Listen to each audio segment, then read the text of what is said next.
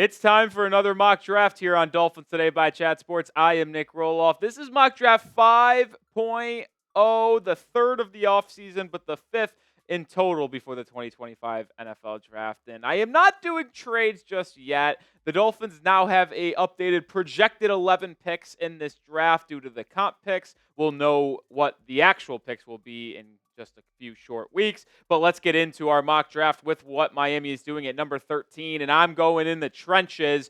But on the defensive side of the football, Walter Nolen, the defensive lineman from Ole Miss, he is rising for me. But to me, the reason why I'm so high on potentially picking Nolen here at 13 is that we just watched the Philadelphia Eagles a week and a half ago demolish the Kansas City Chiefs. How did they do it? By beating them in their trenches. They dominated them with their offensive line. They dominated them with their defensive line. And I think the best course of action for the Dolphins this offseason is to utilize free agency to sign offensive linemen on the interior and then use the draft to build out your secondary and trenches. Build like Philadelphia. And we'll showcase Walter Nolen as a prospect here in just a second. But new week, new battle here at Chat Sports. Dolphins Today versus the Jets report. Who can pick up the most subscribers this week? I don't want to lose to the Jets ever, no matter if it's on the football field or on the YouTube street. So hit that sub button. We're also putting out daily content surrounding the Miami Dolphins. Nolen is someone who has risen up boards over the last month or so, and specifically for me as well, because his explosiveness, his ability to disrupt the run game as well as get after the quarterback is at the top level. And if it wasn't for Mason Graham being a freak over at Michigan, I think Nolen would be the best interior defensive lineman in this draft. He can disrupt things from that middle part of the defensive line, which is so big because it's so difficult for opposing offenses to adjust to interior pressure, especially when they're trying to throw the football. He's been productive at every stop of the way. Started at Texas A&M, then obviously was with Ole Miss this past year, getting better year in, year out. His pressures doubled this season for Ole Miss after leaving Texas A&M, and his sack numbers increased as well. He is truly one of a kind in terms of a prospect that can change your entire outlook at defensive line. And you look at some of his advanced stats from Pro Football Focus. He was graded out extremely well. 88.9 in total.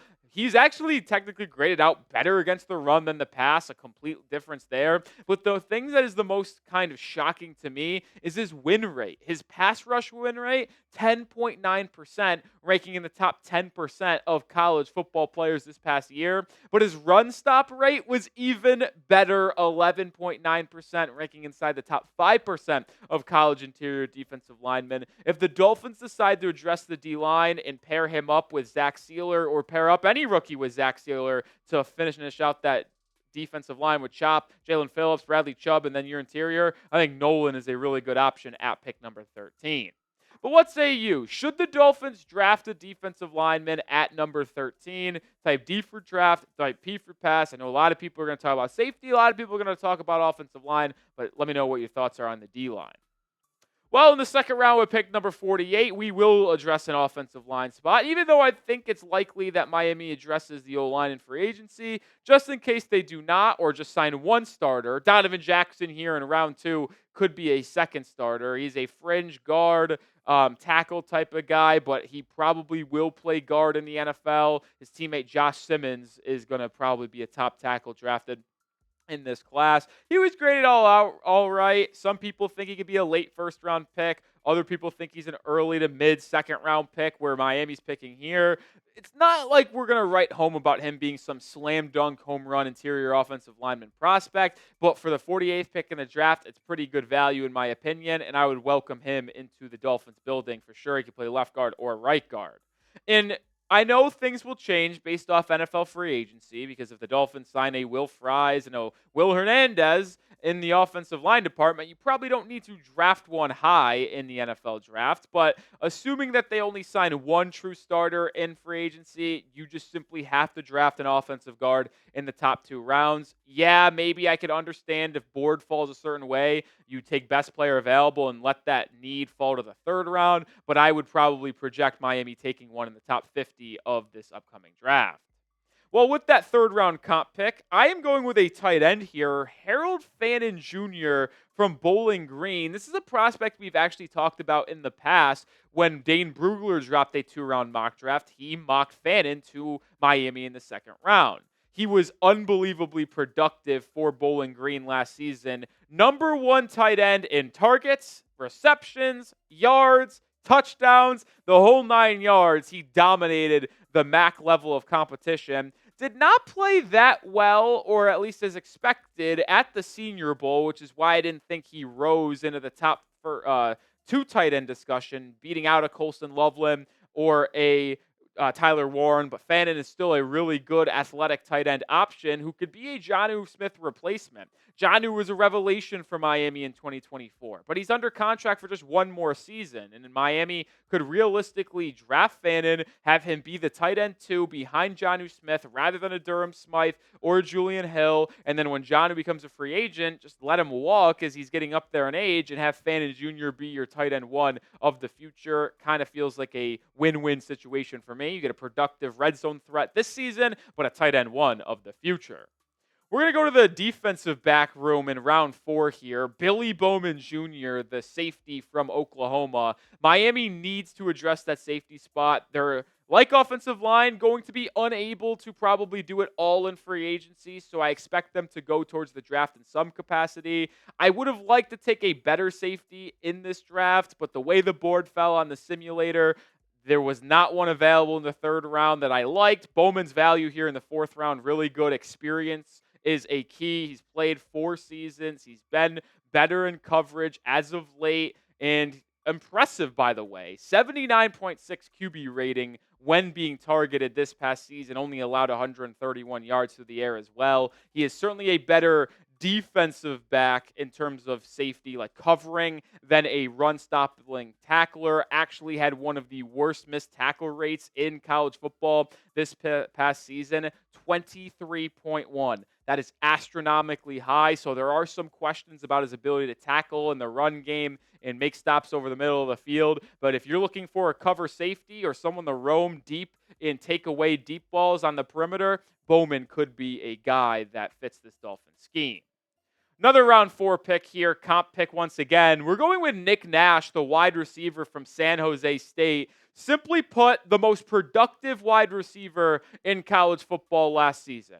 100-plus receptions, 1,300-plus yards, and a ridiculous 16 touchdowns. He was probably robbed, if you will, of the best wide receiver award last season at the college level because he just was so dominant for the San Jose State Spartans. And another part that I really like about him is his size. We've talked a lot about how Miami needs to add a good-sized wide receiver on the outside to complement potentially Tyreek Hill, Jalen Waddle, Malik Washington, but also when you move off of Tyreek Hill in the next year or so, a wide receiver room built around Jalen Waddle is going to need a physical X wide receiver. Well, Nick Nash being 6'3", 195 projects as one of those type of guys, and if he adds on more weight and muscle, he can really handle press coverages on the perimeter. It's a mid-round dart throw at Nash here. Production matches size, matches talent. This is an intriguing fit for Miami in the 4th round if they want to address the wide receiver position.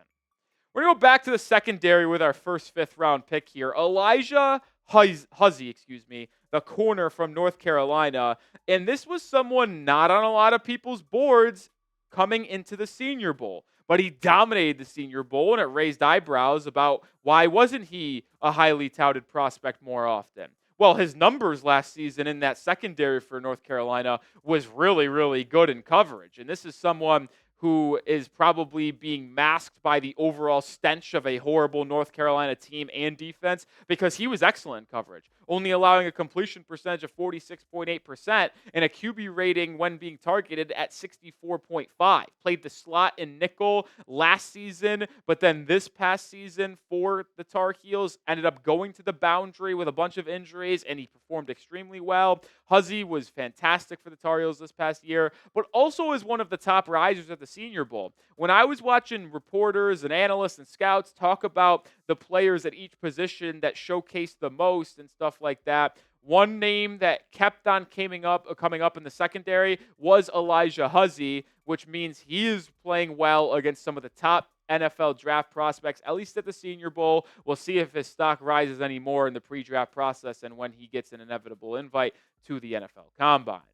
With our second round 5 pick, we're taking a quarterback. Yeah, it's going to be Quinn Ewers, the Texas QB here. And this is someone we've done a full 12-minute video on as a prospect already this offseason because many scouts have linked Ewers to Miami due to the fact that he ran a similar system at Texas. Steve Sarkisian runs an NFL offense, gets the ball out of your hands quick, RPO game. And even though there are a lot of questions about Ewers' throwing motion, his footwork, it's an absolute train wreck at times. But I believe that Ewers is someone that with the right coaching could develop into something else because he's got great arm talent. He's been an experienced college player, be a third QB for Miami this season behind hopefully someone they sign in free agency, and then Tua Tagovailoa, a nice developmental guy that if you hit on him, he could be ultimately elite. All right, let's move over to Raheem Sanders here, the running back from South Carolina. The Dolphins now have a projected 4 7-round picks. Sanders is the only one that we will highlight out of these 4. We'll show the other 3 in just a second. But this is someone that Miami could be interested in because we know that they are likely to move off Raheem Mostert this offseason due to him being freeing up $3.9 million in cap space for Miami. He's kind of getting pushed out of this room anyway with Devon Achane and Jalen Wright continuing to take lead forwards. But Miami will still have a need as a third running back and someone that can help you in short yardage situations. Well, Raheem Sanders is an absolute unit, 6 foot 230, would be a decent red zone running back for Miami on the goal line, but also third and inches, could be used as a fullback at times as well. Sanders is someone that I think could be a nice little dart throw late on day 3 due to his size for the Miami Dolphins. And to round out today's mock draft, we'll take a look at 3 7th-round picks, all on the trenches. Joshua Guay, the offensive lineman from Oregon State, Elijah Alston, the defensive lineman from Miami, and then Tonka Hemingway, all name team for this draft, by the way, defensive tackle out of South Carolina. I doubt Miami takes 7 or 11 players in this NFL draft, which is what they're currently projected to have in picks. But if you are, throw as many possible darts. I know that analogy is used so often, but it's the reason why at that offensive line and defensive line, and that's what I did here. And Alston, well, familiar with the area. All right, you saw it, 11 picks. We went defensive tackle Walter Nolen in the first round, then went offensive line, wide receiver, corner, safety, tight end. We did a lot here, and we addressed many different positions and hopefully infusing some good talent that could pop through. Grade my mock draft A, B, C, D, or F. Let me know how I did down in the comment section.